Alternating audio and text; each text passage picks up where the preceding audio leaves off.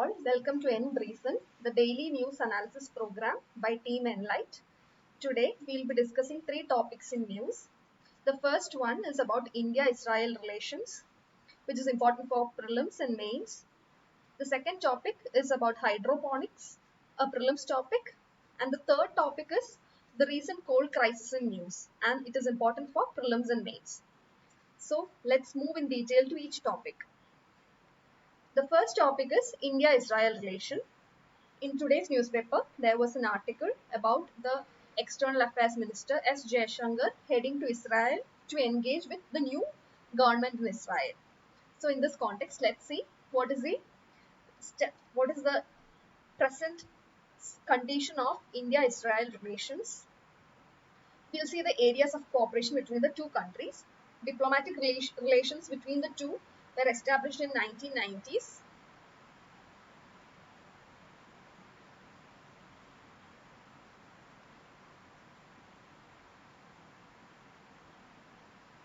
And it is to be noted that the Prime Minister Narendra Modi is the first Prime Minister to visit Israel after establishing formal relations.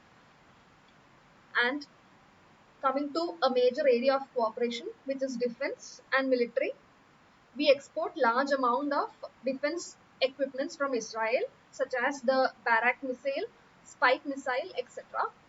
And also, Israel is an expert in the field of technology and science, and we utilize their expertise in technology in different fields such as agriculture. India has different agreements on agriculture cooperation with Israel, and their water harvesting system, irrigation practices such as in drip and sprinklers are an important area of cooperation, especially in an agricultural nation like India.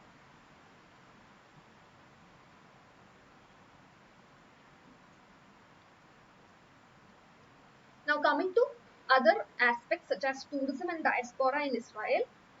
Israel tourism is important for India in the religious angle, wherein it is popularly referred to as the Holy Land tourism, wherein a large number of Indians visit places like Jerusalem. And also coming to the diaspora, Indian professionals in medical field work in huge numbers in Israel, and also Israel is close to India for about 85,000 Jews of Indian origin who live in Israel and who hold Israeli passport.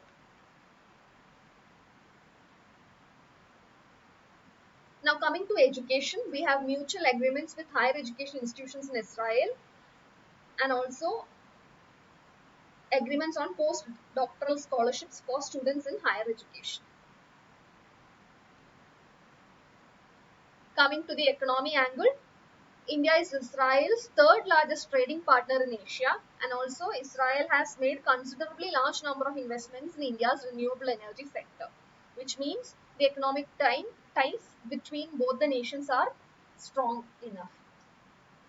And also importance of Israel-India relations are crucial for India's Startup India program, wherein the technological expertise of Israel is crucial for Indian incubators, and also Israel hosts the second largest startup ecosystem in the world after USA.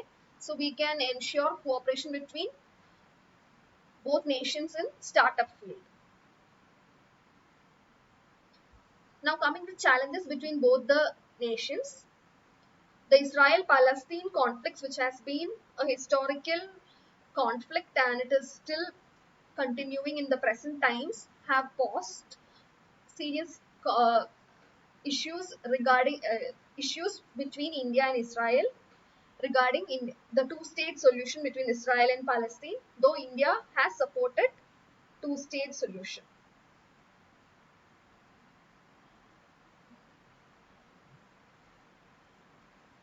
We can note that even recently there has been a large number of attacks in Palestine from Israeli forces, creating tensions in both the nations. Another challenge is about the tensions of Israel with Iran,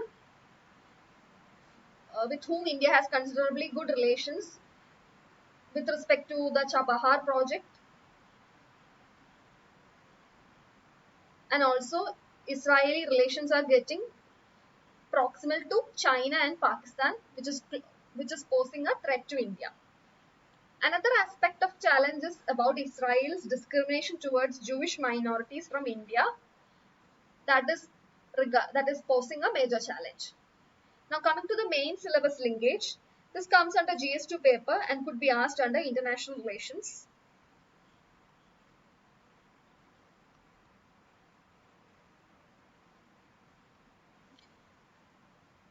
And what the future of this relation between both the nations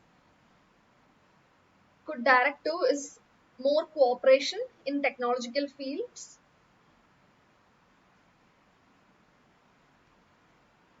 like space sector, wherein India can help Israel to boost the space economy of both the nations. Now we will move to the second topic, which is hydroponics, and it is an important topic for prelims. Now let's see what is hydroponic. It is the art of growing plants without soil using water. In today's newspaper, there was an article about hydroponics. So this is an important topic for your exam. So basically, in the absence of soil, water will ensure the medium for growth of plants by providing sufficient nutrients and minerals in a targeted manner.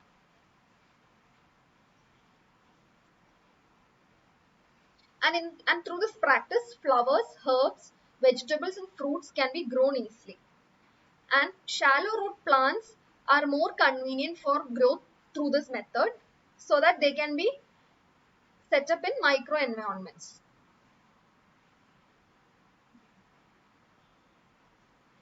And we can note that tomatoes, strawberries, watermelons, etc. are grown widely through the practice of hydroponic.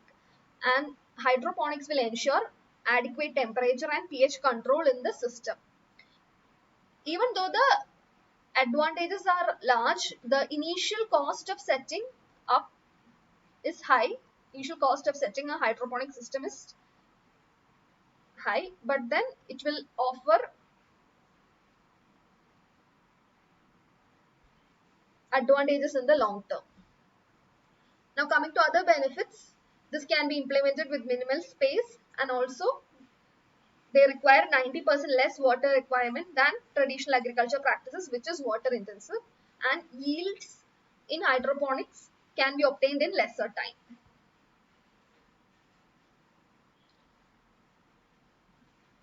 With that, we will move to the third and last topic for today, which is the coal crisis that has been recently in news in India.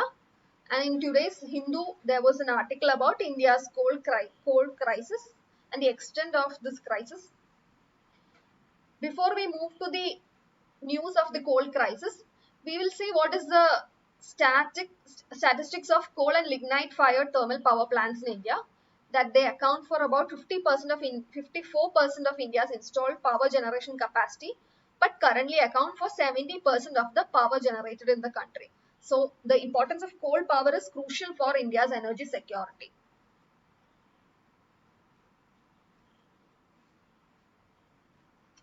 Now coming to the recent crisis that has been in news for the past few days. The current status is that India's thermal power plants currently have an average of only about 4 days of coal stock against a recommended level of 15 to 30 days, implying the gravity of the crisis. And it is said that this shortage in coal is as a result of a sharp uptick in power demand as the economy has slowly recovered from the effects of the pandemic. So there was a reduction in demand in the last 1.5 years because of the lockdown. Now after the lockdown, the demand has shook up, and as a result, we are having a shortage of coal stock. And total power demand in August was 124 billion units, up from 106 billion units in August 2019. So this is another major reason for the recent coal crisis. And apart from that, coming to the global arena, a sharp increase in the international prices of coal due to shortage in China and low accumulation stock by thermal power plants in the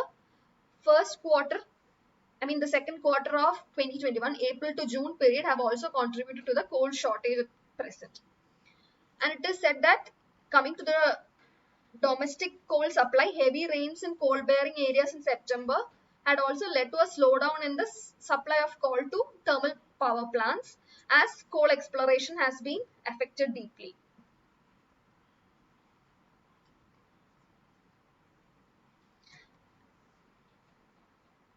And in this context, government has now asked the power producers to import up to 10% of their necessary coal stock to deal with the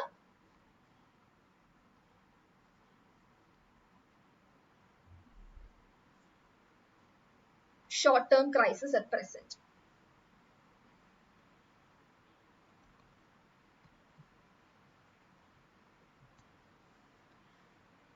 So, in the light of this recent crisis, what could be asked for mains is that whether coal can be a sustainable resource for India's energy security. So, in order to deal with future crises, it is important to switch to renewable energy,